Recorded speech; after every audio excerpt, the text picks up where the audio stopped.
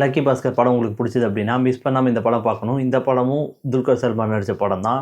நிறைய பேர் இந்த படம் பார்த்துருக்க மாட்டீங்கன்னு நினைக்கிறேன். One of the best movie in Dulquer Salmaan career. அவர் கெரியர்லேயே சூப்பராக நடித்த ஒரு பெஸ்ட் படம் தான் விக்ரமாதித்யன்.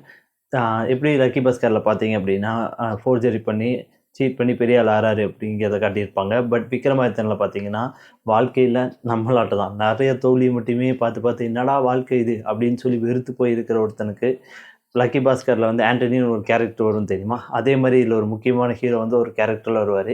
அவர் வந்ததுக்கப்புறம் நம்ம ஹீரோவோட வாழ்க்கையே மாறிடும். இந்த படத்தை தயவு செஞ்சு நீங்கள் பார்த்தே தீரணும். நீங்கள் எப்போல்லாம் டவுனாக இருக்கீங்களோ அப்போல்லாம் பார்க்கலாம். அந்த அளவுக்கு இந்த படம் சூப்பராக இருக்கும். படம் தொடங்கி லாஸ்ட் வரைக்குமே கொஞ்சம் கூட போர் அடிக்காமல் ரொம்ப என்டர்டெயின்மெண்ட்டாக சூப்பராக கொண்டு போயிருப்பாங்க. கடைசியில் ஒரு மாஸ் சீன் வரும் பாருங்க, இந்த கூஸ் பம்ப்ஸ் அப்படின்னு சொல்லுவாங்கள்ல, அதெல்லாம் கண்டிப்பாக உணர்வீங்க. இந்த படம் நீங்கள் ஆல்ரெடி பார்த்துறீங்க அப்படின்னா கமெண்ட் பண்ணுங்கள். பார்க்கல அப்படின்னா தயவு செஞ்சு பாருங்கள். படத்தோட பேர் விக்ரமாதித்யன்.